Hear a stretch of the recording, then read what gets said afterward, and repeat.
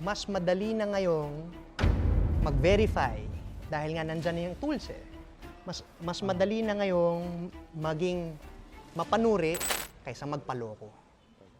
Okay, kailangan mo ng umeffort para maloko kasi dahil nga nandyan na yung AI, alam mo yung expression, Google mo girl, Google mo te, Google mo lang eh.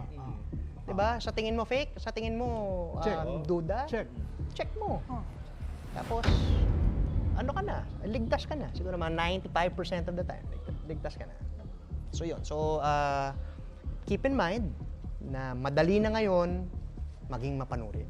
Ganon yung environment that we'd like to develop. Dalawang side yan, attorney. Apo. Madaling matuto, madaling maloko.